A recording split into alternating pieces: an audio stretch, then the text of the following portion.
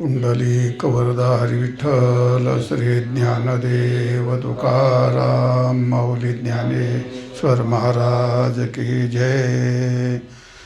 सर्व सुख गोडी साई शास्त्री निवडी, रिकामा अर्ध घडी राहू नको लटिका व्यवहार, सर्व हा संसार वाया येर झार हरी विण, नाम मंत्र जप कोटी जाईल पाप, कृष्ण नाम संकल्प धरुणी राहे, निजवृत्ती काढी सर्व माया तोडी, इंद्रिया सवडी लपू नको, तीर्थवृत्ती भाव धैर्य करुणा, शांती दया पाहुणा हरी करी, ज्ञानदेवा परमान निवृत्ती देवी ज्ञान, समाधी संजीवन हरिपाठ, हरिमुखे म्हणा पुण्याची गणना कोण करी. आजचा आपल्या चिंतनाचा 27वा अभंग आहे. हरिपाठातील हा शेवटचा अभंग आहे, म्हणजे सांगतेचा अभंग आहे. तर ज्ञानेश्वर महाराज या अभंगामध्ये सर्व त्या हरिपाठाचं तात्पर्य सांगितलेलं आहे. सर्व हरिपाठात जे विषय आले ते सर्व विषय या अभंगात सूत्ररूपाने परत माऊलीने सांगितलेले आहेत. जशी गीता ही किती अध्यायाची आहे? 18 अध्यायाची. तो 17 अध्याय आहेत. त्या 17 अध्यायातलं परिपूर्ण तात्पर्य 18व्या अध्यायात आहे. म्हणून त्या 18व्या अध्यायाला काय म्हणतात? कलशोअध्याय. जसा मंदिराचा कलश असतो तसा 18वा अध्याय म्हणजे काय? हा कलशाध्याय. संपूर्ण गीतेचं तात्पर्य किंवा एक अर्थाने 18वा अध्याय एक स्वतंत्र गीता आहे. तसं त्याप्रमाणे 26 अभंगाचं तात्पर्य हे 27 अभंगामध्ये आहे. आणि 27वा अभंग याचा अर्थ हरिपाठाचा हा कलश आहे. म्हणजे त्याचा अर्थ 27वा अभंग म्हणजे स्वतंत्र एकटा हरिपाठच आहे. असे सगळे विषय यामध्ये आलेत. म्हणून या शेवटच्या अभंगाला विशेष महत्त्व आहे. दुसरी गोष्ट, इथे बहुतेक सर्व अभंग 4 चरणाचे आहेत आणि हा अभंग 6 चरणाचा आहे. संख्येच्या दृष्टीने हा जरा थोडासा मोठाच आहे आणि समग्र विषय एकत्र घेतल्याच्या दृष्टीने सुद्धा तो मोठाच आहे. म्हणून माऊली म्हणतात या ठिकाणी या अभंगामध्ये, सर्व सुख गोडी, सर्व सुखाची गोडी ज्यात आहे असं जे नामस्मरण, ते नामस्मरण करण्याकरता 6 शास्त्र निवडी. 6 शास्त्रांनी ज्याची निवड केली आहे आणि सर्व सुखाची गोडी ज्यात आहे असं जे हरिनाम आहे ते हरिनाम घे. रिकामा अर्धघडी राहू नको, आयुष्यातली वेळ व्यर्थ घालू नको. कारण का? जगातल्या सर्व सुखाचा अंतर्भाव ज्यात होतो असं नामस्मरण, आणि 6 शास्त्रांनी विचार करून ज्याची निवड केली आहे असं नामस्मरण. सर्व शास्त्रांनी निवड केले काय? एका नामस्मरणात सकल दुःख आहे, आपलं सकल सुखप्राप्ती आहे आणि दुःखाची निवृत्ती आहे. आणि सर्व सुख जगातले आहे ते अनुभव रूपाने सुद्धा नामस्मरणात असल्यामुळे त्याचं विशेष महत्त्व लक्षात घेऊन आळस न करता रिकामा अर्धघटी म्हणजे क्षणभर सुद्धा तू वाया घालू नको, नामस्मरण कर. का? तर संपूर्ण सहजरित्या माणसाचा स्वभाव आहे संसारात अडकणं. तर प्रत्येकाला विषयात रमणीयता वाटते. माणसाच्या प्रकृतीमुळे, स्वभावामुळे, संस्कारामुळे मनुष्य संसारात रमतो. त्याला तिकडंच राहावं वाटतं, जावं वाटतं. संसार कोणाला सोडू वाटत नाही. त्याचं कारण अनेक कारणं असू शकतात. पण माऊली म्हणतात नामस्मरणाचं महत्त्व जाणून संपूर्ण प्रपंच काय आहे? लटका आहे. प्रपंच काय? रज्जू सर्पाकार भासेल जगदंब. असा संपूर्ण संसार लटका आहे असं समजून नामस्मरण केलं नाही तर अनेक जन्मात येणं, जन्म मृत्यू ही सगळी तुझे येरझार सगळी काय होईल? व्यर्थ होईल. नामस्मरणा वाचून जन्ममरण हे सगळं तुझं व्यर्थ होईल. आणि म्हणून दैवयोगाने निर्ध्यय प्राप्त झाली. नामस्मरण कर. आणि नाममंत्र जप कोटी जाईल पाप. नाममंत्र कोटी काय? त्याला काही कोटीची मर्यादा नाही. नामस्मरण कर. तू नामस्मरण जर केलं तर कोटी कोटी पाप आहेत ते पाप सर्व लयाला जातील. हरि उच्चारणे पापरशन जातील लयाशी क्षण मात्रे. मग आणि कृष्णाम संकल्प धनुर आहे, मनामध्ये रामकृष्ण नामाचा संकल्प धारण कर आणि नाम मंत्राचा जप कर, सर्व पाप भस्मसात होऊन जातील. निजवृत्ती काढी सर्व माया तोडी. निजवृत्ती याचा अर्थ स्ववृत्ती म्हणजे आत्मवृत्ती जागी कर. स्ववृत्ती जागी केल्याशिवाय ह्या संपूर्ण प्रपंचावरची माया काही तुटणार नाही, म्हणून निजवृत्ती काढी. ज्या कालामध्ये या प्रपंचाला बहुतेक लोकांनी काय म्हणतो, प्रपंच आपण कशाला म्हणतो, चार पदार्थ धन दारा पुत्र जन, याला आपण प्रपंच असं म्हणतो. मग काहींनी त्या प्रपंचाला माझं म्हटलंय आणि काहींनी त्या प्रपंचाला मीच समजलंय. लक्षात येतं ना, काहीने काय म्हणलंय ते ममत्व आणि काय काय म्हणतोय अहम, मीच आहे. घर म्हणजे मीच. जितकं शरीरावरती प्रेम आहे तितकं घरावरती पत्नीवरती, म्हणजे याला काय म्हणतात, त्या प्रपंचाला स्वतःची निजवृत्ती त्या परमार्थ प्रपंचामध्ये घातली त्याने. तर अशी जी निजवृत्ती घातली तर ती काढून टाकतो. प्रपंचाला स्वतःचं स्वरूप समजलंच, निजवृत्ती काढी. आणि त्याच्याकरता काय, निजवृत्ती जागी कर, आत्मवृत्ती जागी कर आणि निजवृत्ती काढून टाक या ठिकाणी.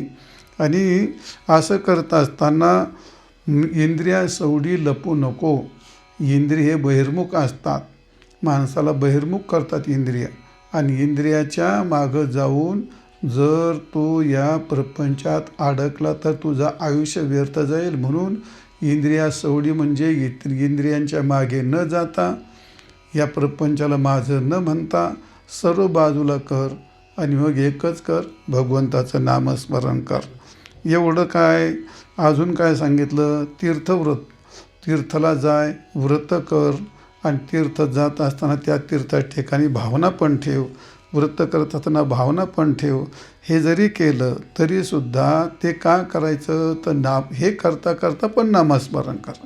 आणि हे एवढं जरी केलं तरीसुद्धा तीर्थव्रत केले, तीर्थ केले, व्रत केले, हे करीत असलं तरीसुद्धा त्या तीर्थव्रत करत असताना मनामध्ये शांती, क्षमा, दया हे कर. आणि असं जर धारण केलं तर तू यमाचा पाहुणा होणार नाही, तू हरीचा पाहुणा होशील. आणि म्हणून शांती, तीर्थव्रती भाव धैर्य करुणा, शांती दया पाहुणा हरी करी, हरीचा पाहुणा होशील. असं काहीतरी तुझ्या आयुष्यात कर. म्हणजे तीर्थव्रत कर पण भाव धर. त्याचप्रमाणे मनामध्ये भाव धारण कर, करुणा धारण कर, शांती क्षमा धारण कर आणि मग तीर्थव्रत कर. असं जर केलं तर भगवान तुझ्यावर कृपा करतील. म्हणजे तू हरीचा पाहुणा होशील, तू यमाचा पाहुणा होणार नाहीस. आणि याकरता ज्ञानेश्वर महाराज म्हणतात, माझे श्रीगुरु श्री निवृत्तीनाथ, त्यांनी मला जे सांगितलं तेच मला प्रमाण. ज्ञानदेवा प्रमाण, निवृत्ती देवी ज्ञान. या नामस्मरणाने समाधी संजीवन होते.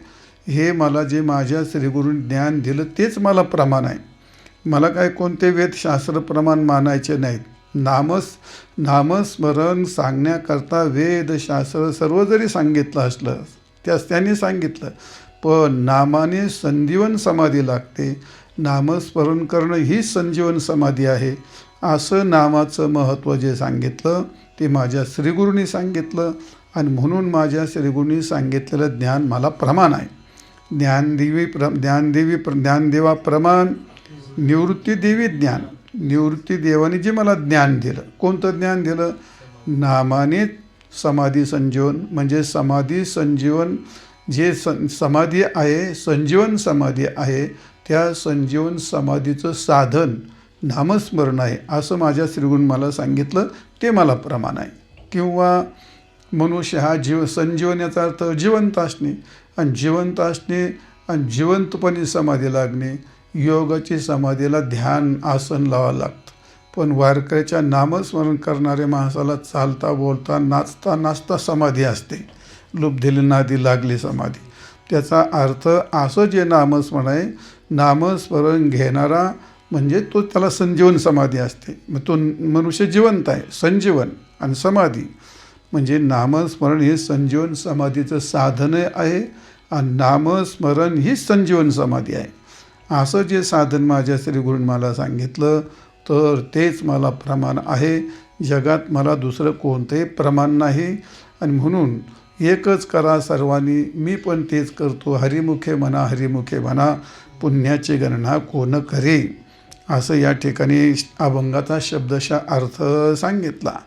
तर सर्व सुख गोडी साहे शास्त्र निवडी. समाजाने सर्व सुख कशाला म्हटलेलं असतं? विषय सुखाला म्हटलेलं असतं. पण विषय सुख जे असतं ते विषय सुख नसतं, तर ते काय असतं? ते दुःखच असतं. जे सुख देशाने बाधित होतं, कालाने बाधित होतं, व्यक्तीने बाधित होतं आणि वस्तूने पण बाधित होतं, त्याला काय म्हणतात? ते विषय सुख. देशाने बाधित होतं की नाही? देशाने बाधित होतं. आता आपण कोणते समजा मोबाईल ऐकायचे, गाणे म्हणे, त्याला फार आनंद वाटतो. अलीकडे लोक ते पार्ट्या बिरट्या करतात, नाचायला जातात, घेतला मोबाईल आणि गेले एखाद्या डोंगरात टेकडीवर, तिथं नेटच नव्हतं, झाला फुसभार, गेला का नाही आनंद? देशाने झाला बाधित विषयाचा आणि देशाने बाधित होतो आणि कालाने बाधित होतो. कालाने बाधित होतो याचा अर्थ काय असतो? आज आपण उन्हाळ्याच्या दिवसामध्ये आपल्याला ज्या गोष्टी खूप प्रिय वाटतात, ते जानेवारीमध्ये प्रिय वाटतात का? नाही.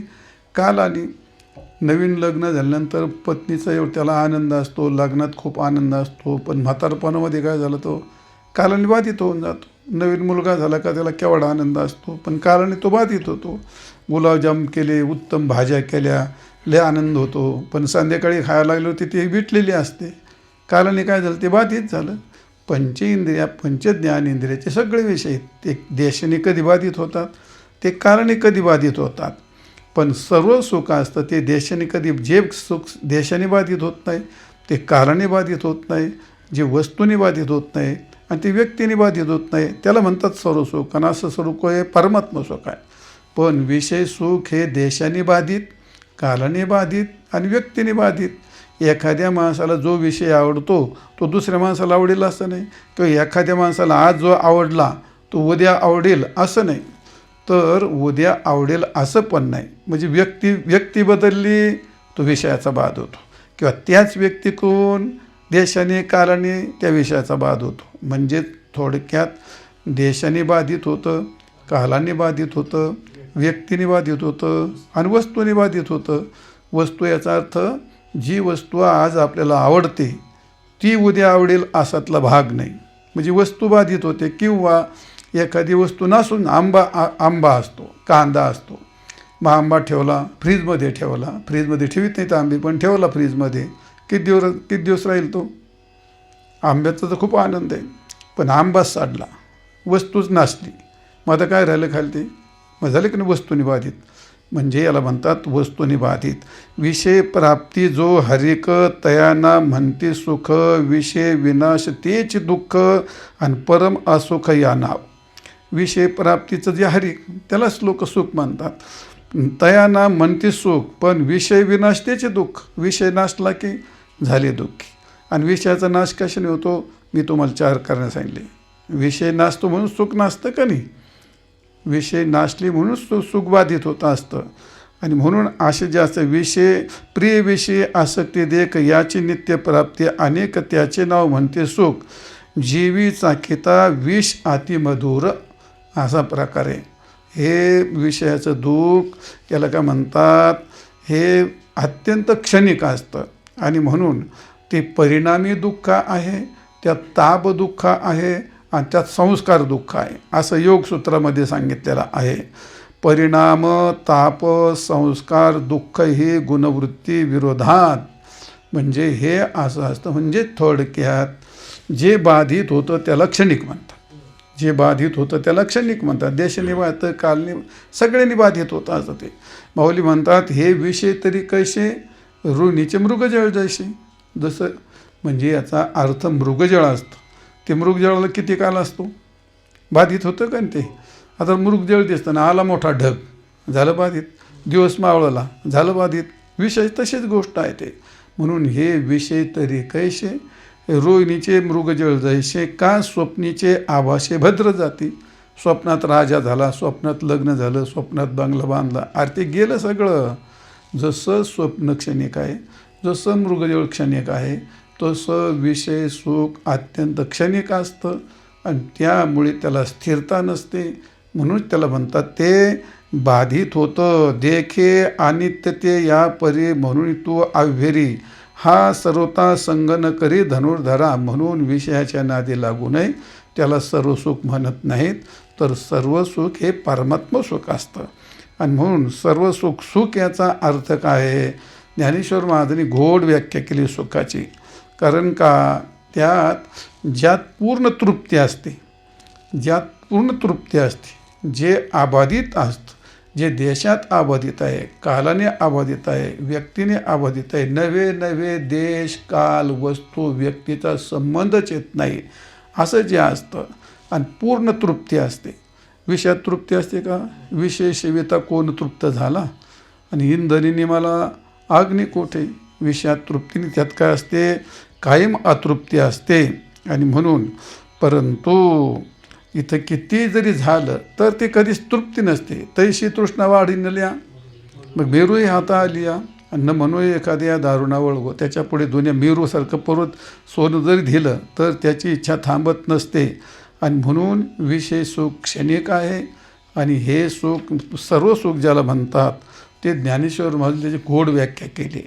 माऊली असं म्हणतात, ज्यात आत्म्याच्या संबंधीने, परमात्म्याच्या संबंधीने जे सुख होतं त्याला म्हणतात सर्व सुख. असं म्हटलं, किंबहुना सोय जीव आत्म्याची लाही, आणि तेथ जे होय तया नाम सुख. 13व्या अध्यायामध्ये ज्ञानेश्वर महाराजांनी ओवी सांगली, फार सुंदर. किंबहुना सोय जीव आत्म्याची लाही, म्हणजे जो जीव आत्मस्वरूपाला प्राप्त होतो त्यालाच म्हणतात सुख. दुसऱ्याला सुख थोडक्यात आत्मप्राप्ती, परमात्मप्राप्ती, म्हणजेच आत्मा घ्या, परमात्मा घ्या. आत्मा परमात्मा हा सर्व सुख आहे. आणि ह्या सुखाला कोणता वाद नाही. आणि भगवंतापासून भगवंताचं नाम वेगळं नाही. मग भगवान जर सर्व सुख आहे, आत्मा जर सर्व सुख आहे, तर नामस्मरण काय? सर्व सुखरूप आहे. ते सर्व सुखरूपच आहे. आणि म्हणून जीव आत्म्याचे लाहे, तेथ जे हो, तेथ जे हो येत नाम सुख. थोडक्यात जीव ज्या कालात अहम ब्रह्मास्मी इत्याकारक वृत्ती होऊन जीव परमात्मा स्वरूप होतो, त्यालाच म्हणतात सुख. एरवी त्याला सुख म्हणत नाहीत. नाथ महाराजांनी पण असं म्हणलं आहे, सुख आणि महादुःख दोहे ते ग्रासोनी देख. विषय सुख म्हणून ते पण ग्रासून घेतलं. आणि दुःख म्हणून ते विषय सुख कशाने भोगल्या जातं? वृत्तीनेच. आणि दुःख कशाला असतं? वृत्तीनेच. एकाच वृत्तीचे आहेत ना दोन्ही एका वृत्तीने. पण त्या जे सुख असतं, निर्विशेष सुख, निर्विशेष वृत्ती, ती दुःखाची वृत्ती खाते आणि सुखाची वृत्ती खाऊन टाकते. सुख आणि महादुःख दुहिते ग्रासूनी देख, आणि प्रगटे स्वानंद स्वाभाविक या नाव सुखोद्धवा. याला सुख असं म्हणतात. आणि याला म्हणतात महासुख, याला म्हणतात सर्व सुख. असा कोण आहे? परमात्मा आहे ना. सर्व सुखाचे आगर बाप रखुमादेवर, सर्व सुखाचे आगर जनी म्हणे शारंधर. सर्व सुखाचे आगर तुहा उभा विटेवर. म्हणजे याचा अर्थ सर्व सुख म्हणजे परमात्मा आहे. त्या आपण काय म्हणतो, तो दुजा आयसा कोणी. आनंद काय? परमात्मेपेक्षा जगात आनंद सुखरूप आयसा दुजा कोणी सांगा, आणि माझ्या पांडुरंगा रेखा तो. म्हणून सर्व सुख म्हणजे काय आहे? परमात्मा आहे. आणि परमात्मा आणि सर्व सुख म्हणजे काय आहे? परमात्मा आहे. आणि त्याची प्राप्ती करून कोण देतं? नामस्मरण देतं. आणि नामस्मरण परमात्मा वेगळा आहे का? नाही. म्हणून नामस्मरण हेच काय आहे? सर्व सुख आहे. नामस्मरण हेच सर्व सुख आहे. त्याच्यापेक्षा दुसरी गोष्ट कोणतीही नाही. म्हणून नामस्मरण हे सुख आहे, परमात्मा हे सुख आहे. दिहा सादर पाहावा निश्चितन सर्व सुख येथे नाम आहे. तुकाराम महाराज म्हणतात सर्व सुख येथे काय आहे? नाम. म्हणून सर्व सुख गोडी, सर्व सुखाची गोडी ज्या नामस्मरणामध्ये आहे, असं नामस्मरण कर. आणि मग साहे सर्व सुख गोडी, साहे शास्त्र निवडी, 6 शास्त्रांनी ज्याची निवड केली आहे असं. किंवा नामस्मरण तुला विश्वास नसेल तर 6 शास्त्र धुंडाळून बघ. 6 शास्त्राचा अभ्यास कर.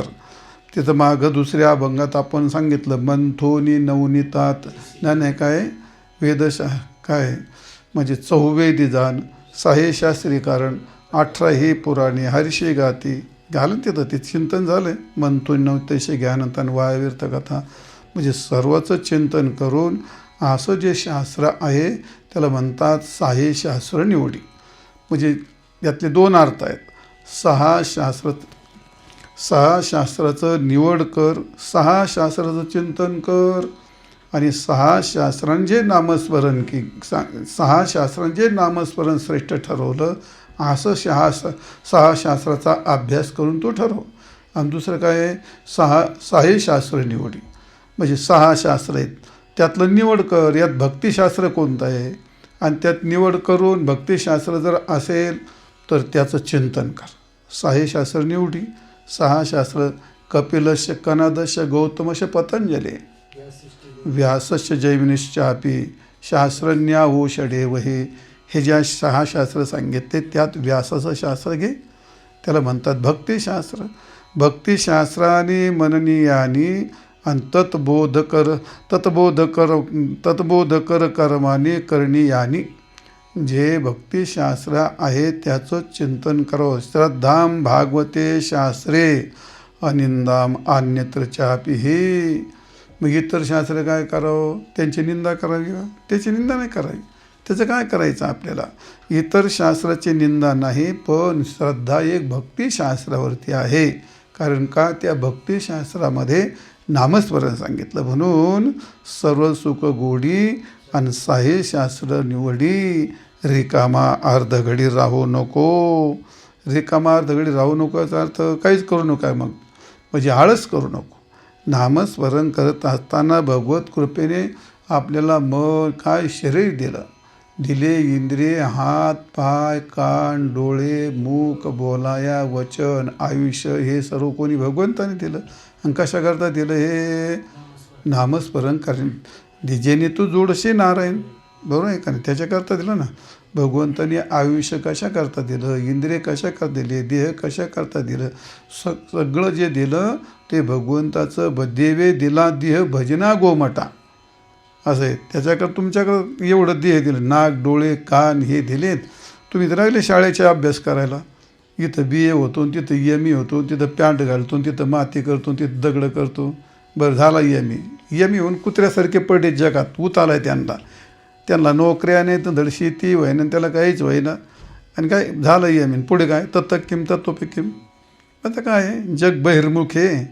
चला लोक म्हणतात ME व्हायचं BA व्हायचं अजूनही होय MA होय BA होय अजून आम्हाला सामोरं जाय ना तर आम्हाला खांद्यावर घेऊन उड्या मार.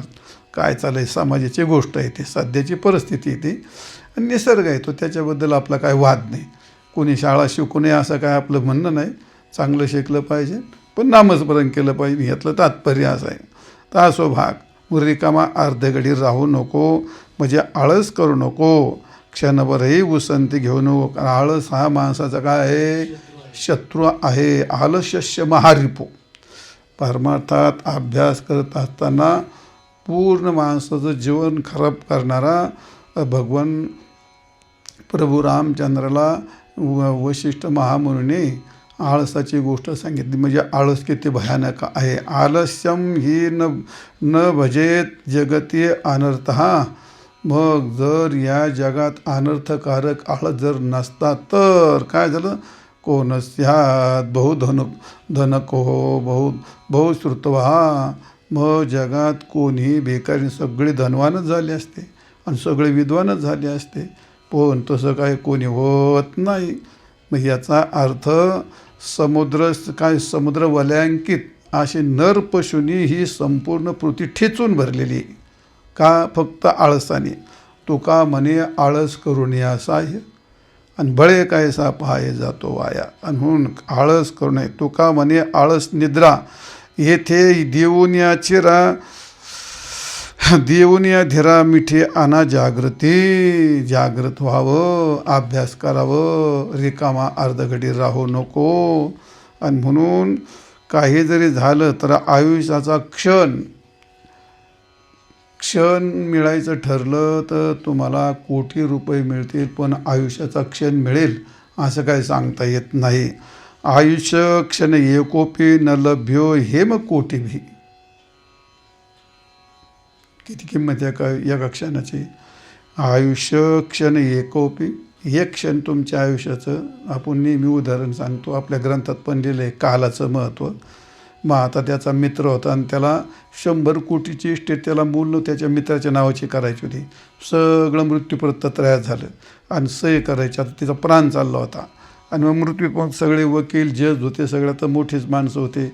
पेन घेतला हातात, ते मृत्यूपत्र त्याच्या हातात दिलं, त्याने पेन टेकावला आणि आता सही करायची रेख पण वडली. आता काही सही करायची पेन टेकवलं, पेन टेकलं तर प्राण गेला. आता 100 कोटी इस्टेटचं काय झालं ते किती किती अवकाश पाहिजे होता. क्षण 5 क्षण सेकंदाचा काही विषय होता.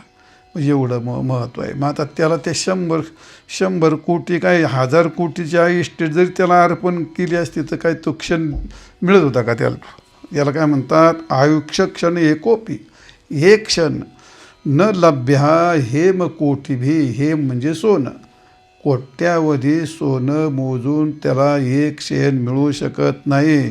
सचेत विफलताम याते का हानी, का हानीस्तु ततो अधिक. हा याच्यापेक्षा कोणती एक क्षण वाया घातलं त्याच्यापेक्षा कोणती हानी आहे. म्हणून माऊली म्हणतात रिकामा अर्धघडी राहू नको, सर्व सुख गोडी साहे शास्त्र निवडी. रिकामा अर्धघडी राहू नको बाबा. कोटी वेचिता सुवर्ण नरदेयाचे आयुष्य जा न मिळे अर्धाक्ष नाना साधने करिता. नाथ महाराजांनी रामायणामध्ये म्हटलं आहे कोटी वेचिता सुवर्ण क्षण, म्हणजे कोटी कोटी सुवर्ण जर कोटी कोटी सुवर्ण वेचले तरी नरदेयाचं आयुष्य एक क्षणसुद्धा न मिळे. अर्धक्षण, मी तर क्षण म्हणतोय, अर्धा क्षणसुद्धा कोटी सुवर्ण मोहरा मोजून मिळत नाही. नाना साधना काही करा, तो क्षण म्हणजे मोलाची घडी आहे. म्हणून मोलाची घडी जाते वायावे, न मिळे मोल धन देता कोडी. म्हणून जागा हो, रिकामा अर्धघडी राहू नको. सर्व सुख गोडी साहे शास्त्र निवडीन, रिकामा अर्धघडी राहू नको. लटिका व्यवहार सर्व हा संसार वाया येर जार हरिविन. प्रपंच हा सर्व मिथ्या आहे. ऊर्ध्व मूल मदशाकमश्वथम प्राभुरव्यम. तर त्या ठिकाणी गीतेमध्ये 15व्या अध्यायामध्ये ज्ञानेश्वर महाराजांनी हा प्रपंच कसा उलट्या मुळाचा आहे आणि हा कसा क्षणिक आहे इथं मोठे वर्णन केलेलं आहे. पण का सांगितलं माऊलीने, सगळ्या लोकांची पद्धत आहे, ज्याला जे सत्य म्हणायची. पडल्या रूढी जगा परिचारण, चालती व्यवहार चालविती व्यवहार सत्य म्हणून.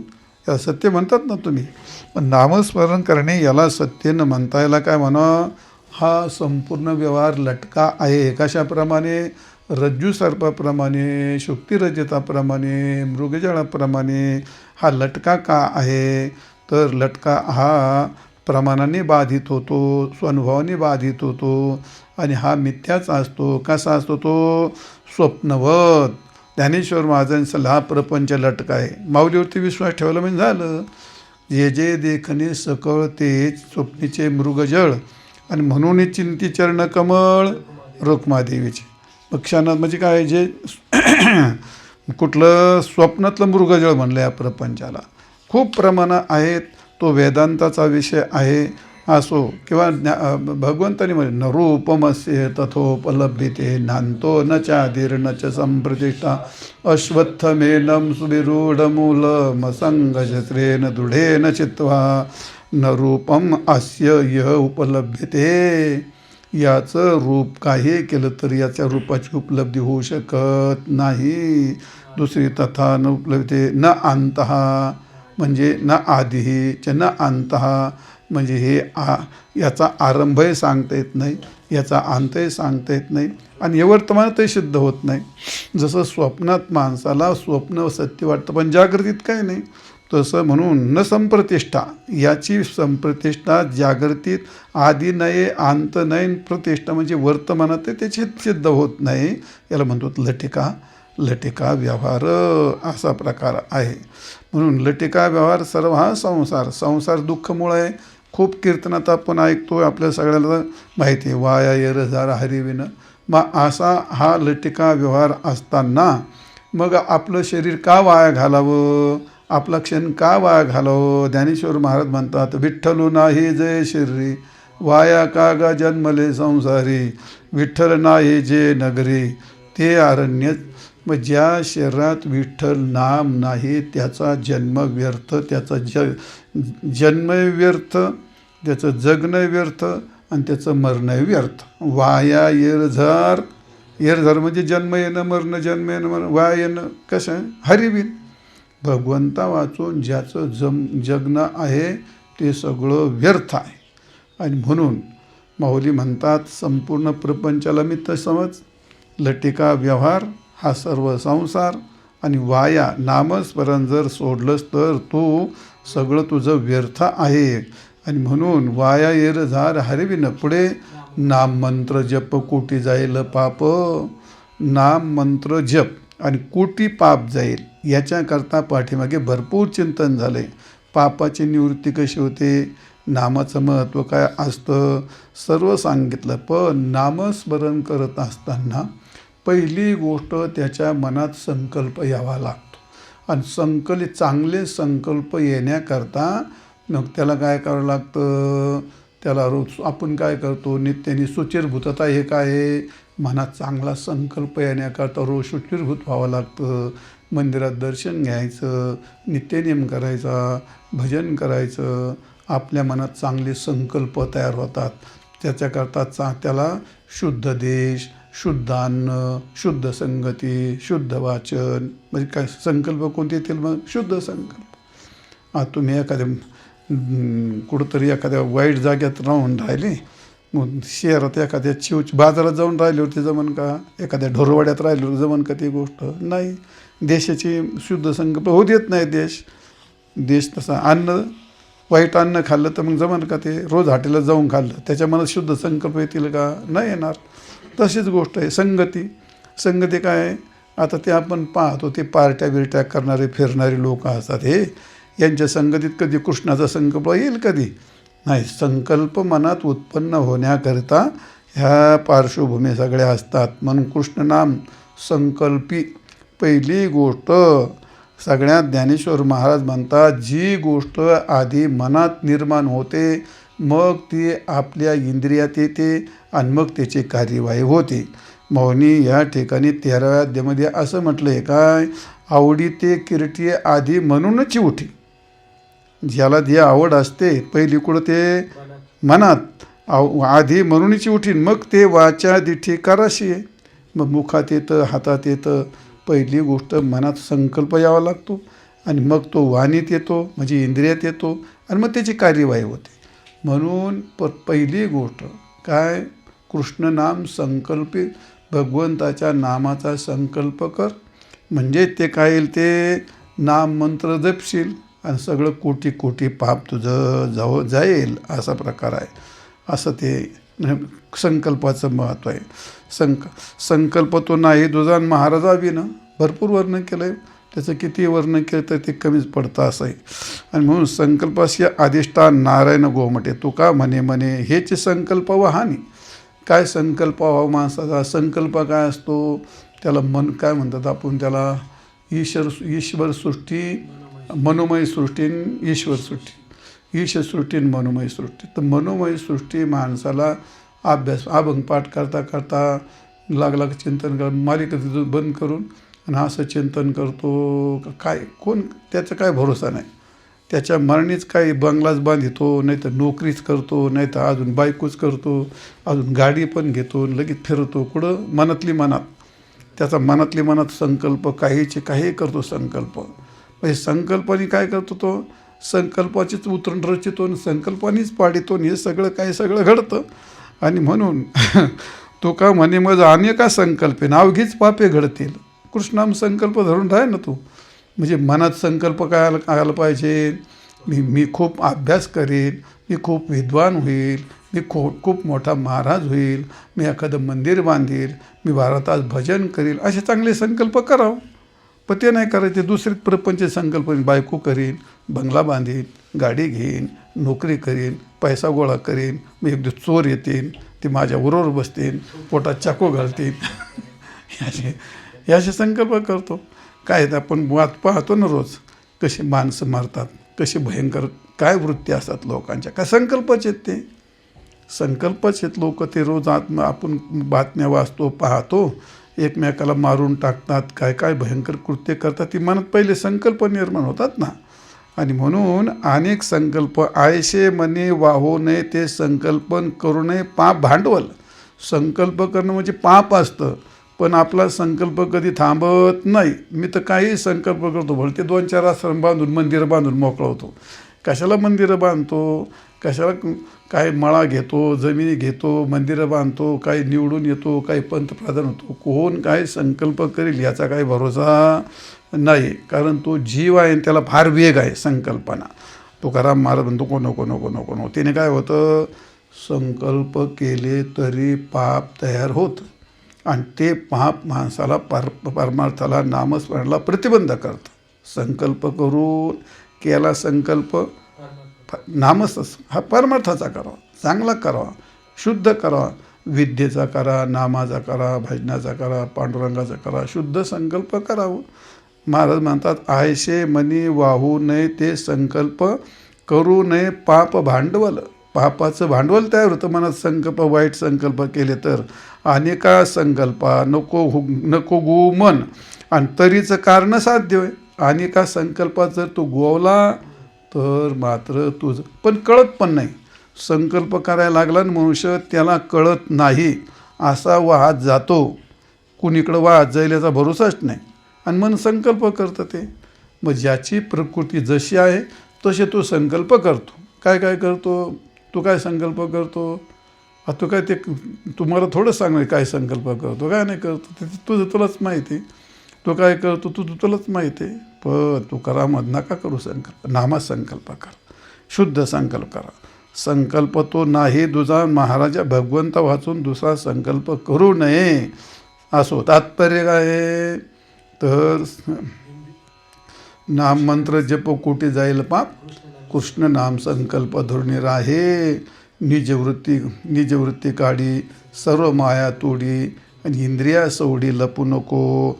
निजवृत्ती याचा अर्थ आपली वृत्ती या संपूर्ण प्रपंचात जी दडून बसलेली असते, त्या प्रपंचाची आसक्ती धरली तिनं. काय आसक्ती धरली, हे संपूर्ण माझं आहे.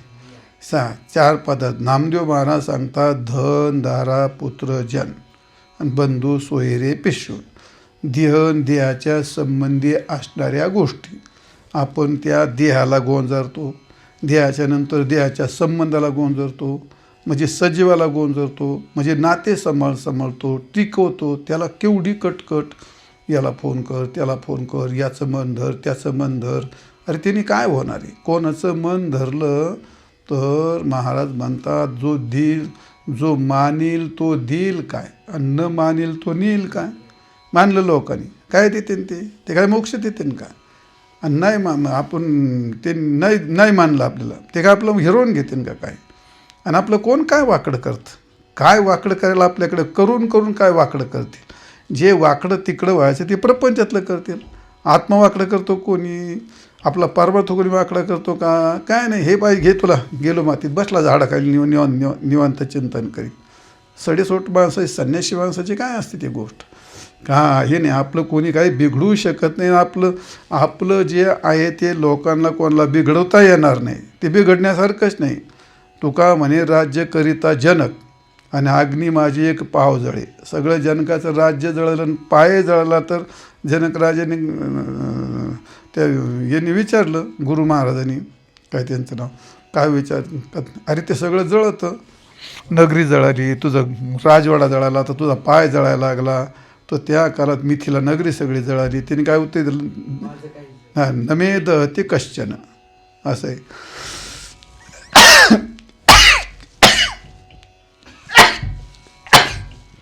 माझं काहीही जळत नाही.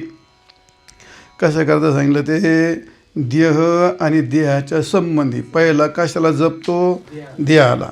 साबण काय करतो, साबणच लावील, कटिंगच करीन, मुळमुळच करीन, आमकच करीन, कपडे म्हणजे देहाला. आणि नंतर काय करतो, देहाच्या संबंधी जे जे मित्र गण गोत असं हे सगळं नाही बोललं त्याला काय वाटेन बुवा, नाही त्याच्या कार्यक्रमाला गेलं त्याला काय वाटेन बुवा, नाही तर त्याला काहीच नसतं वाटत, त्याला काहीच वाटत नसतं, आपल्याला सगळं वाटतं. हां, आणि आपल्याला तिथे गेलं ते विचारित पण नाही आपल्याला असं वाटतं त्याला कशाचं काय वाटते, त्याला काही वाटत नसतं. आपल्याला सगळं काय वाटत असतं, आपली आई काय म्हणाल, आपला बाप काय म्हणाल आणि आमचं काय म्हणाल. त्याने मला काल सांगितलं ते किती माणूस जाते प्रिय माणूस जर गेला तर लोक ते आता लग्न करावंच लागन, 1 वर्षाच्या नंतर लग्न करता येत नाही, मग 2 महिन्यात लग्न करतात माणसं, महिन्यातही करते. काय बिनलाजे तर काय बिनलाजे असे माणूस मेलं, घरातलं माणूस मेलं तरी 8व्या दिवशी 10व्या दिवशी खुशाल लग्न जमीत येत. आता ह्याला काय म्हणतात, हे किती गोंजारलं तर ती गोष्ट कोण आपला विचार करतं, पण आपण तो गोंजारतो. आणि म्हणून पहिली गोष्ट देहाच्या नंतर देहाच्या संबंधी, आणि त्याच्यापेक्षा खालची पातळी जड पदार्थ, माती, दगडं, जमिनीकरता लोक मारामारी करतात. जमीन असते, घर असतं, गाडी असते, पैसा असतो, हे काय जडच आहे, हे सगळं जड आहे. त्या जडामध्ये आपली वृत्ती, एकाने काय म्हटलं त्याला हे माझं आहे, आणि एक काय म्हणतो हे मीच आहे. याला म्हणतात स्वतःची निजवृत्ती गाडी. पहिलं त्यात निजवृत्ती काय केली, गाडली, तर माऊली म्हणतात ते काढ. तुझ्याच हाताने तू त्यात टाकलेली वृत्ती, तुझ्याच वृत्तीने ग्रहण केलं आहे, ते निजवृत्ती काढी. म्हणजे याचा तर सगळी त्यातून वृत्ती निजवृत्ती काढी, पुढे सर्व माया तोडी. म्हणजे याचा अर्थ हे जे त्या प्रपंचाच्या ठिकाणी त्यांनी वृत्ती ठेवली, कशामुळे, संबंध, आसक्तीचा संबंध, तीच माया असते. त्या पदार्थाला माझं म्हणणं, तिथं आसक्ती ठेवणं, तीच प्रकारचे काय आहे, माया. आणि ती माया तोडण्याकरता निजवृत्ती जागी करावी लागते. आत्मज्ञानी माया म्हणजे अज्ञान, आणि त्या अज्ञानाची निवृत्ती करता काय करावं लागेल, तुम्हाला आत्मवृत्ती जागी करावं लागेल. आणि त्याच्याकरता काय करावं लागेल, भगवंताचं नामस्मरण करावं लागेल. नामस्मरण निजवृत्ती जागी होईल, आत्मवृत्ती जागी होईल, आणि ती माया निवृत्त होईल. त्याच्याकरता हे बाबा निजवृत्ती काढ आणि सर्व माया काय कर, तोडून टाक. आणि मग ही सर्व माया जर तोडली तर मग ते हे बिरडे मोह ममता आदीन विषय बाधा व्याधी गुंफू नको, त्याच्यामध्ये अडकू नको. आणि म्हणून निजवृत्ती काढी, सर्व माया तोडी. पुढे इंद्रिया सवडी लपू नको. इंद्रिय हे फार भयंकर आहेत. माणसाला निजवृत्ती काढीन निजवृत्ती काढीन सर्व माया तोडी. तर सर्व माया तोडी याच्या अर्थ ते तोडायला कोण, इंद्रियाच्या वृत्तीने फसवलं ना तिथं, इंद्रियाच्या वृत्तीनेच माणसाने तिथं जाऊन तो फसलेला आहे. आणि म्हणून इंद्रियाला इंद्रिय हे बहिर्मुख आहेत, त्यांची उत्पत्तीच परांची खाणी वेतृण स्वयंभूत तस्मात परांग पश्यतीन अंतरात्मन. आणि म्हणून इंद्रियानी मनोबुद्धी रस्याधिष्ठानं मुच्यते. तर इंद्रिय आली की विषय आलेच, आणि विषय आली की आसक्ती आली. पहिली गोष्ट, जीवात्मा संस्काराने विषय लोलुप्त असतो, आणि त्याला विषयापर्यंत जाण्याकरता इंद्रियांची गरज असते. आणि इंद्रियांची गरज असल्यामुळे इंद्रिय म्हटलं का विषय आलेत, आणि विषय म्हटलं का तिथे आसक्ती आलीत. ह्या गोष्टी ठरलेल्या असतात त्या. म्हणजेच याचा अर्थ त्याला विषय भोगता काय आहे, अनंत जन्माचे हे अनादी संसारवालीच्या ठाई, आणि नित्य विषय सेविले पायी त्याचे संस्कार असतात. म्हणून त्याला विषयाकडे जायचे, विषय भोगायचे. पण भोगायला काय, आता जीवात्म्याला कोणत्या विषय भोगता येतो का, नाही. त्याला विषयापर्यंत जाता येतं का, नाही. त्याला भोगायचे सगळे, पण त्याला जाता येते का, त्याच्याकडे भोगायचं साध नाही का. मग कोणा दारात भीक मागतो, पाहिला इंद्रिया दारात भीक मागतो. आणि इंद्रियाच्या दारातून मग इंद्रियाच्या द्वारात मग इंद्रियाची गाडी करतो, आणि कोणा दारात भीक मागतो, मग तो विषय दारातून भीक मागतो. हा जीवात्मा इतका लाचार असतो. मग तो मनाच्या रथावर बसतो, आणि इंद्रियांचे घोडे त्या रथाला जोडतो. मनाच्या रथी वळघे, तो जीवात्मा मनाच्या रथावर बसतो, आणि त्या रथाला त्या इंद्रियाचे घोडे जुंपतो. आणि इंद्रियांचे घोडे जुंपले का असा दौडायला सुरुवात करतो. मग कधी कानावाटे बाहेर जातो, कधी डोळेवाटे बाहेर जातो, कधी नाकावाटेत, कधी जिव्हे वाटे. पंचविषयाच्या रानामध्ये खूप पळ पळ पळ पळ पळत राहतो. पण मग हे असे जे असते ती वृत्ती, ती गोष्ट सगळी काढून टाक महाराज. आणि म्हणून इंद्रियांच्या बाबतीमध्ये इंद्रियाणाम चरताम यन म्हणून विधीयते तदशी हरिती प्रज्ञाम वायुर्नाम्यवांभसे. भगवंतांनी दुसऱ्या अध्यायामध्ये फार गोड वर्णन केलं आहे. काय? इंद्रियाणाम ही चरताम यन मनः अनुविधीयते. जो इंद्रियांच्या नादाने ते त्याचं मन त्याच्या मागे धावतं, तर तस्य हरती प्रज्ञाम, तर त्याची बुद्धी ही हरण केल्या जाते. कशाप्रमाणे? जशी समुद्रामध्ये किंवा मोठ्या नदीमध्ये एखादी नाव असते आणि वारा आला तर ती भरकटते. ज्या दिशेने जायचं त्या दिशेने न जाता वारा ज्या दिशेने तिकडे घेऊन जातं ते नाव. वायुर्नाम मिव आंबसी आंबसी आंबशी आंबशी नाव वायुम इव. जशी वारा तो त्या पाण्यात नावेला भरकटून घेऊन जातो त्याप्रमाणे तुमची बुद्धी भरकटते. ज्ञानेश्वर महाराजांनी त्याच्यावर गोड लिहिलेलं आहे. माऊली म्हणतात, इंद्रिय जे जे म्हणते ते तेच पुरुष करते, ते तरलेच न तरते. इंद्रियांच्या नादाला लागली माणसं ते कधी तरली. विषय सिंधू जैशी नाव थडे ठाकेता. नाव तर कडाला गेली, परंतु जरी वरपडी होय दुर्वार्ता. बरं का, नाव कडाला गेली, सगळं झालं, पण काय झालं? तरी चुकला ही मागवता आपाव पाहावे. पार कडाला गेला होता, नावेतून आता इकून पाय काढायचा आणि पलीकडे जायचं होता. काय पाय घसरला आणि जे पाडला खाली तर गेला वाहून. काय झालं? वाहून गेला तो. त्याचं कारण एकच, त्याचं कारण एक. काय कारण त्याचं? ते फक्त एकच, इंद्रियांच्या नादात त्याचे नाव सगळे घसरले. आपाहो म्हणून जरी वरपडी होय दुर्वार्ता, तरी चुकला हे मागवता आपाहो पावे. असं आहे. तैशी प्राप्ती ही पुरुषी. असं म्हणून नाही मी फार ज्ञानी आहे, आता मी म्हातारा झालो ना, आता मला कोण नाही काय काय, तसं नाही. प्राप्ती ही पुरुषे इंद्रिय जाळलेली जरी कौतुक, इंद्रिय पाळली पाहिजेत. इंद्रिय पाळलेली जरी कौतुक, लाळलेली कौतुके, तरी आक्रमीला जाण दुखे संसार दे. तर त्या कालामध्ये तसं म्हणून त्याचा इंद्रियांना कधी लळा देऊ नये. जाऊ द्या, मुद्दा काय सांगायचा? इंद्रिया सवडी लपू नको. म्हणून इंद्रिय के जाणते आणि पुरुखे लाळाविना कौतुके आधी करुणी. त्या इंद्रियाचा कधी माणसाने लळा लाड करू नये. हा घा सरपेशी खेळू येईल. सर्प मस्त मस्त सुंदर खेळतो, पण एक दिवस त्याचा घात, त्याच्यामध्ये घात असतो. एकादशी आज त्याच्यामुळे काय अडचण नाही. म्हणजे त्याच्यामुळे जसं एकादशी असं त्यावेळी काय त्याला जरी म्हणलं तरी काय करता येत नाही आपल्याला. गप्प बसून राहतात, एकादशी काय खायचं नाही. म्हणजे काय केलं त्यांनी? इंद्रिय आवरले ना, इंद्रिय आवरले. तसेच हागा सर्पेश खेळेल की व्याघ्र संसर्ग सिद्धी जाईल.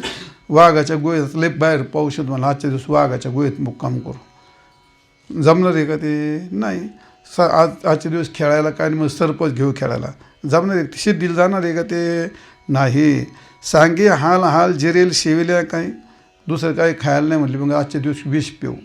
अरे बाबा, सर्पाशी खेळला आणि वाघाच्या गोळ्यात मुक्कामाला गेला आणि विष प्याला, तर हे जसं मरण ठरलेलं आहे तसं इंद्रियांच्या नादी लागला त्याचं मरण 100% ठरलेलं आहे. देख खेळता अग्नी लागला, खेळता खेळता एवढा अग्नी लागला. तो काय करतो म्हणले, तो मज न सावरे जैसा उधवला तैसा इंद्रिया लळा दिदला भला नव्हे. ज्ञानेश्वर महाराजांचे दृष्टांत म्हणजे काय परफेक्ट असं आहे. त्याचप्रमाणे इंद्रियाला थोडासा लळा दिला, फार कुणीकडचं घेऊन जातो. म्हणून इंद्रिया सवडी लपू नको. म्हणून काय म्हणलं ते? नाम मंत्र जप कोटी जाईल पाप कृष्णाम संग धुरणाय रिजवृत्ती काढी संदर सर्व माया तोडी. इंद्रिया सवडी तीर्थवृत्ती भाव धैर्य करुणान शांती दया पावन हरी करी. तीर्थ जो हे सकळ सिद्ध आहे, हात चालवाया पाय तो तू आपले स्वयत पाय तीर्थयात्रे जाय चुकू नको. जाय तीर्थयात्रेला, पण त्यात भाव धर. तीर्थव्रताचं पाठीमागं भरपूर वर्णन केलं आहे, झालं आहे ते. त्या अनेक ठिकाणी तीर्थाचं वर्णन केलं आहे. तर हे तीर्थ आपण पाहतो, ज्येष्ठांच्या मुखातून ऐकले. या भूतलावरती 3.5 कोटी तीर्थ आहेत. आपल्या सगळ्या तीर्थाला जाऊ शकतो का? नाही. मुख्य तीर्थ आपलं आपण पाहतो, सकळ तीर्थाचा वारणसी गाया पाहिली, द्वारकान परिणय तुका पंढरीच्या. उदंड पाहिले, उदंड ऐकले, उदंडवरील क्षेत्र महिमे. पुढे ऐशे चंद्रभागा, ऐशे भीमा तीर्थ. बस, कशाला इतर तीर्थाचे करायचं आहे?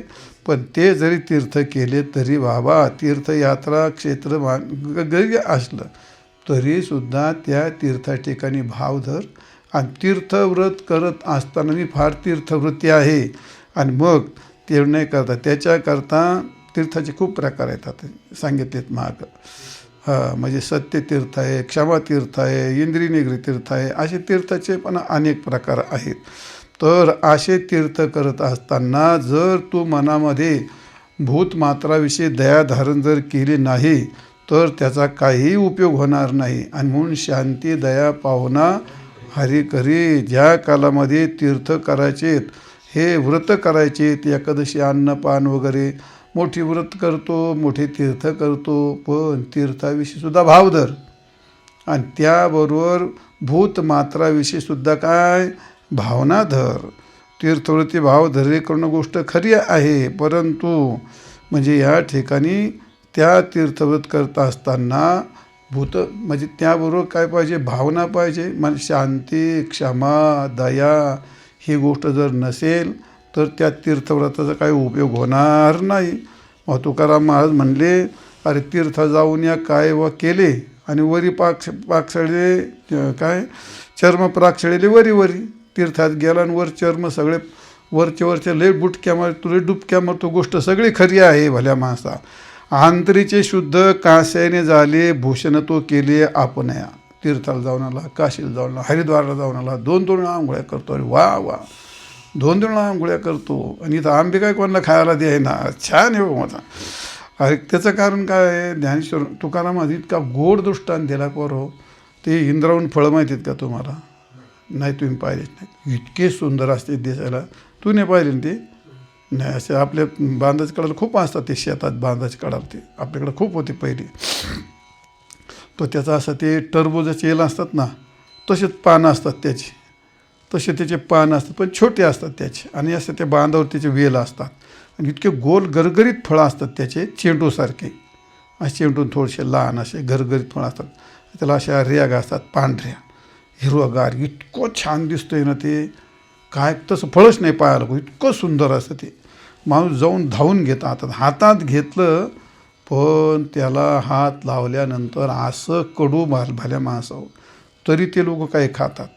ते आणायचे, ते चिरायचं, ते वाळू घालायचं, त्याला मीठ लावायचं आणि चांगलं वाळलं का खरपूस म्हणून खातात ते लोणच्यासारखं. लोक काय खातील याचा काय भरोसा नाही ते. पण तुकाराम महाराज म्हणतात, वृंदावन फळ घोळीले साखरा. नाही, शेरणे वेगळे, शेरणी वेगळी, वृंदावन फळ वेगळं. त्याला कडून वृंदावन म्हणतात. हां, आणि ऐकून घ्या, शेरण्या ज्या असतात, शेरण्या अशा लांब असतात आणि वृंदावन फळ असं गोल गरगरीत असतं. आणि ते फार कडू असतं. शेरणी कडू नसते ना. शेरणी आपण घेतली ना तर ती कवळी असते तेवढी कडू लागते, पण ती एकदा पूर्ण झाली का कडू नाही लागत. शेरणी लांब असते आणि इंद्रावण फळ गोड असतं. शेरणी पिकली काय केली तर ती खाता येते, गोड आहे. पण इंद्रावण फळ तुकारामध्ये, इंद्रावण फळ जर साखरेत घोळलं तरी भितरील थारा मोडेचे ना, ते काय त्याचा कडूपणा सोडित नाही. त्याप्रमाणे तीर्थात गेला आणि आंघोळी केल्या, दुन्या काय केली, पण आतला स्वभाव काय सोडला नाही त्यांनी तर नाही. शांती दया पावना हरी करी याच्याकरता सांगितलं. तुका म्हणे नाही शांती क्षमा दया आणि तोरी कांस्या फुंदो तुम्ही. तर काय आलो ग शहाणपणा करतो, तीर्थच केले आणि व्रतच केले. हाच सगळा त्याचा बदल झाला पाहिजे. भूतदया धरा भजावे श्रीधरा, नाम एक स्मरा विठ्ठलाचे. म्हणजे याकरता शांती क्षमा दया हे तुम्ही धारण केली पाहिजे. अतिथी आलिया द्याय अन्नदान आणि आरपी जीव प्राण परमार्थी. कोणी अतिथी दारात आलं तर त्याला चहा द्यावं, पाणी द्यावं, त्याला काफी द्यावं, न त्याला कोण कुठं बसावं, हे सगळं काय थोडंसं मनात भूतदया ठेवावं माणसानी. पण तसं जमत नाही सगळ्याला. दिनाशी समान करीता आदर, काय माणसाचा त्याला येऊनच नको, त्याचं पोहायलाच नाही तरी, अरे काय ते साधी माणसं असतात. मग त्या दीन माणसाचा सन्मान करावा माणसाने, त्यांच्या उपकारापार नाही दिनाशी सन्मान करीत आदर. त्या दिनाचा जर आदर जर केला तर तुकाराम महाराज म्हणतात त्याच्या उपकारा पार नाही, त्याच्या पुण्याला पण पार नाही. कोणाचा आदर करावा तो असो भाग. आणि शांती पडते नाही सुख निराव घ्यायचे दुःख, म्हणून शांती धरा. ते सांगितलं तुला, म्हणून शांती धरा. उतराला पहिलं पार म्हणून शांत राहा. शांती फार मोठी चीज असते, जाऊ द्या. म्हणून तीर्थवृत्ती भाव धैर्य करुणा. पुढे शांती दया पावना हरी करी. आणि पुढे काय, ध्यानदेवा प्रमाण निवृत्ती देवी ज्ञान समाधी संजीवन हरिपाठ. तर ज्ञानदेवा प्रमाण निवृत्ती देवी ज्ञान हे शेवटचं चरण आहे. तर या 26 अभंगाचं जे चिंतन केलं त्या सर्व चिंतनाचं सार या एका चरणामध्ये आहे. नामस्मरणाचं काय महत्त्व आहे, माऊली म्हणतात, मला माझ्या श्रीगुरूंनी जे सांगितलेलं आहे. ज्ञानेश्वर महाराजांनी हरिपाठ या अभंगामध्ये एक विषय शिल्लक नाही ठेवला.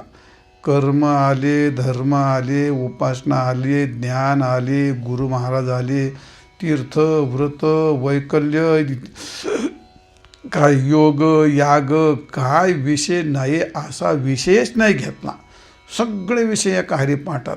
हरिपाठ हा ग्रंथ जेवढे या भारतीय संस्कृतीमध्ये जे आध्यात्मिक ग्रंथ आहेत त्या सर्व ग्रंथातला विषय एका हरिपाठामध्ये आला आहे. पण हरिपाठ काय कोणत्या दुसऱ्या ग्रंथात आला असं मात्र नाही, पण हरिपाठात मात्र सगळे जगातले सगळे विषय याच्यात आणलेत सूत्ररूपाने. म्हणून हरिपाठ हा हरिपाठ नाही, एक प्रकारचं सूत्रच आहे हे. जसं ब्रह्मसूत्र आहे 555, तसे हे ज्ञानेश्वर महाराजांच्या अभंगित आहेत 27. आणि या 27 अभंगामध्ये हे 27 सूत्र नाहीत, तर एक सूत्र आहे. लटिका व्यवहार हे सूत्रच आहे, आणि लटिका व्यवहार सर्व हा संसार एक सूत्र आहे, आणि वायर झार हरिविन हे एक स्वतंत्र सूत्र आहे. असे प्रत्येक चरण हे सूत्र आहेत. इतकं महत्त्वाची गोष्ट आहे. आणि म्हणून असा जो हरिपाठ आहे, महाराज म्हणतात जो मला हरिपाठ आहे, हरिपाठ याचा अर्थ ग्रंथ नाही, हरिपाठ याचा अर्थ भगवंताच्या नामाचा पाठ. आणि तो नामाचा पाठ मला माझ्या श्रीगुरूंनी सांगितला तोच मला प्रमाण आहे. मला कोणत्या ग्रंथाने सांगितलं म्हणून मी त्याला प्रमाण मानतो अशातला भाग नाही. प्रमाण म्हणजे त्याबद्दलची खात्री, त्याबद्दलचा विश्वास. मला माझ्या श्रीगुरूंनी सांगितलं हे ज्ञान, नाम हे ज्ञानाचं साधन आहे, ते मला प्रमाण आहे. नाम हे उद्धाराचं साधन आहे, ते मला प्रमाण आहे. भगवंताचं नाम हे अंतःकरण शुद्धीचं साधन आहे, ते मला नाम आहे, मान्य आहे, प्रमाण आहे. नामस्मरण हे वैकुंठला जाण्याचं साधन आहे, हे मला प्रमाण आहे. नामस्मरण म्हणजे प्रत्यक्ष भगवानच आहे. नामस्मरण घेतो तो वैकुंठात, कुठे डोंगरात असला, अरण्यात रानावनात असला तरीसुद्धा तो वैकुंठातच राहतो. नामाचं एवढं सामर्थ्य आहे. आणि असं माझ्या श्रीगुरूंनी सांगितलं ते मला प्रमाण आहे. म्हणून ज्ञानदेवा प्रमाण, ते मला प्रमाण आहे. आणि असं प्रमाण काय सांगितलं, समाधी संजीवन हरिपाठ. तर भगवंताचं नाम हे समाधीचं साधन आहे.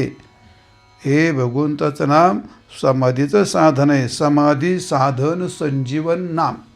नाम संजीवन शब्द एकदा नामाला लावायचा, संजीवन शब्द एकदा समाधीला लावायचा, आणि संजीवन शब्द एकदा स्वतःला लावायचा. किती ठिकाणी लावायचा. नाम हे संजीवनच आहे. ते नाम हे संजीवन आहे प्रत्यक्ष. जर भगवंताला पण काय मृत मानतो काय, नामस्मरण काय हे भगवत रूप आहे. भगवान हा संजीवन आहे, सम्यक जीवन हा जिवंतपणा, चेतन. ज्यात चेतन त्याला म्हणतात, चेते तिथे चेतन, जे हालचाल करते त्याला चेतन म्हणतात. मग असा परमात्मा संजीवन आहे का नाही. आणि नाम परमात्म्याहून वेगळं आहे का, नाही. मग ते काय संजीवनच आहे. नाम संजीवन आहे, आणि ते संजीवन नाम समाधीचं काय आहे, साधन आहे. आणि कोणत्या समाधीचं? जे संजीवन समाधी. संजीवन याचा अर्थ तुम्ही भूमीत बसलात, मांडी घातली, वरून माती लोटली, ती नाही. संजीवन याचा अर्थ जिवंत असताना समाधी. संजीवन समाधीचा अर्थ जिवंत असताना समाधी किंवा जीवब्रह्मैक्य ज्ञान. जीवब्रह्मैक्य ज्ञान याचा अर्थ ज्या कालात तो ब्रह्म झाला, तुका म्हणे आम्ही झालो अग्निरूप आणि लागो निदो पाप पुण्य अंगा. असं ब्रह्मरूपता प्राप्त झाल्यानंतर तो जिवंत असतो का मेलेला असतो? जिवंत असतो.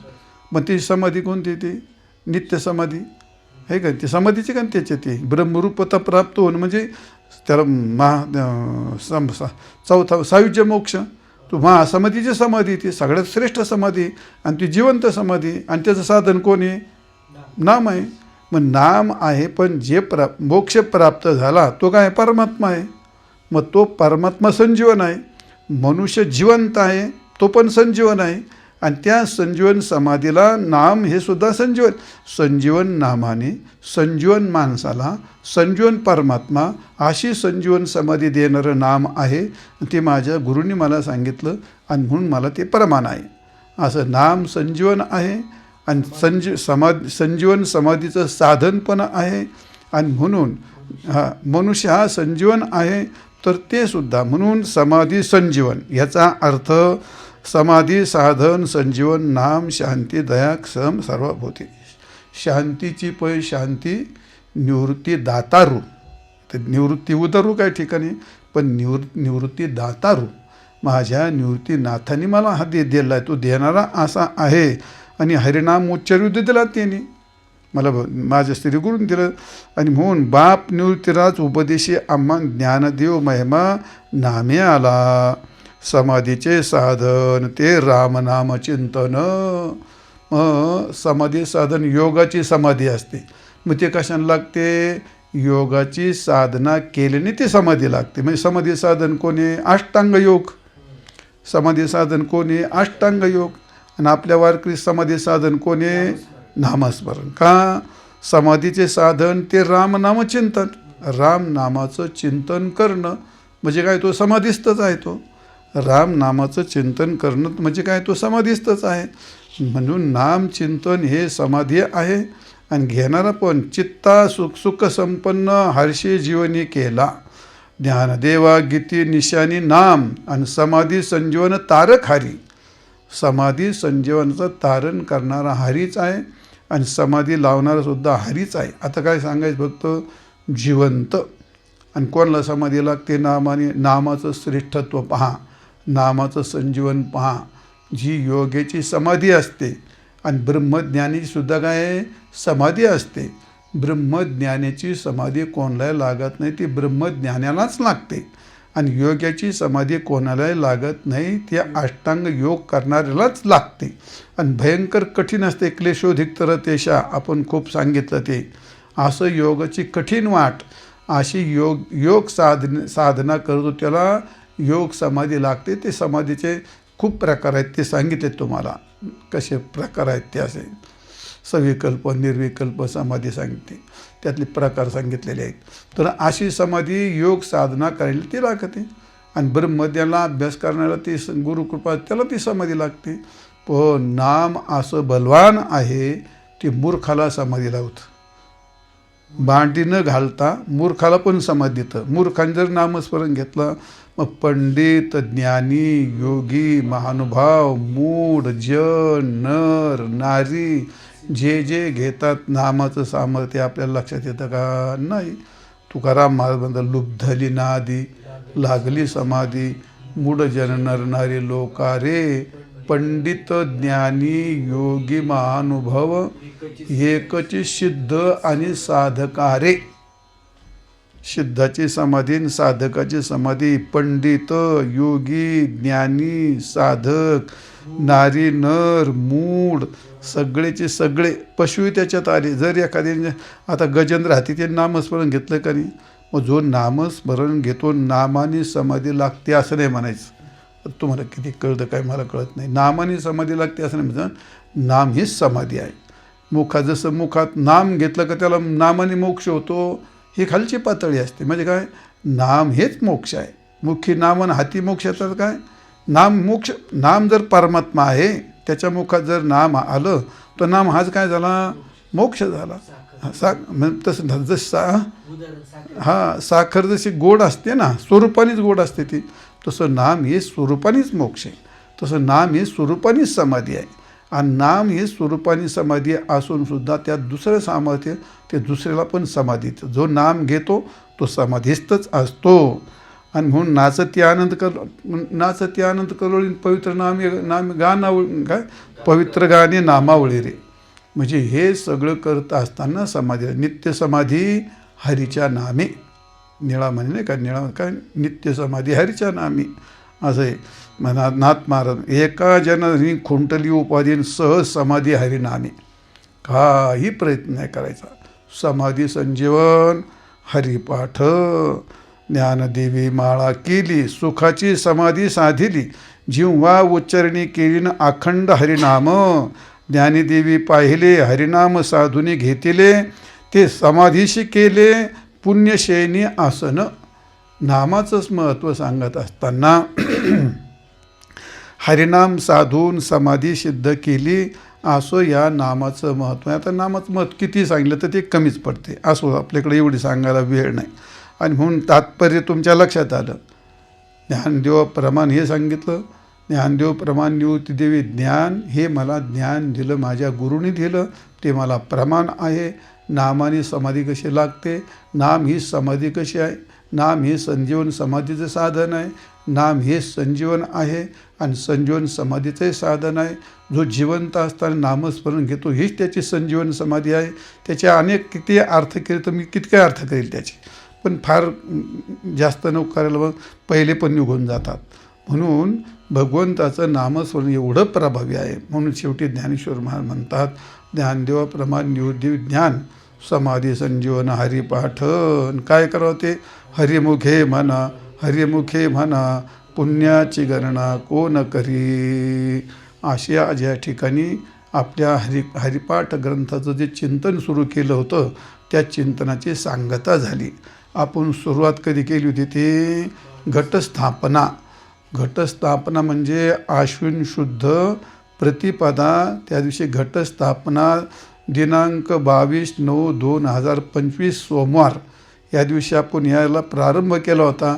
मध्यंतरी बरेच कार्यक्रम येतात, वारी येते, अनेक काही अडचणी असतात, त्यामुळे थोडंसं मध्ये बंद पडलं होतं. आणि आज याचा सांगत आहे माऊली ज्ञानोबराच्या कृपेने, भगवान पंढरीश पांडुरंगाच्या कृपेने आणि श्री गुरु महाराजांच्या गुरुवर्य भाऊंच्या कृपेने, सर्व गुरु महाराजांच्या कृपेने आज या ठिकाणी 25/6/2026 शुद्ध एकादशी, ज्येष्ठ शुद्ध एकादशी या दिवशी आज ज्याची सांगता होते, ही भगवंताची कृपा आहे, रामेश्वराची कृपा आहे. त्यात तुम्ही सर्वांनी साथ दिली, तुम्ही ऐकलं म्हणून जमलं हे. असो, आणि या माध्यमातूनच आपण त्या लोकाला ऐकलं आहे. आणि म्हणून या ग्रंथांचा मला खूप उपयोग झाला. गुरुवर्य दुंडा महाराजांचं चरित्र हरिपाठ भाष्य आहे, अजून कोणाचे ग्रंथ असतात, पण त्याच्यात खूप मोठं या ठिकाणी सहकार्य मिळालं. त्याचं कारण काय आहे तर नेहमी ज्येष्ठांचा आपण आदर करतो आणि त्यामुळे सगळ्या गुरु महाराजांच्या, भगवंताच्या, माऊलीच्या, संतांच्या सगळ्यांच्या कृपेने, तुमच्या सहकार्याने आपण याचं चिंतन केलं. ते चिंतन आपण सेवा केली, तेच माऊलीच्या चरणी, पांडुरंगाच्या चरणी, गुरु महाराजांच्या चरणी, रामेश्वराच्या चरणी समर्पित करून आपण या ठिकाणी थांबूया. पुंडलिक वरदा हरी विठ्ठल, श्री ज्ञानदेव तुकाराम, माऊली ज्ञानेश्वर महाराज की जय.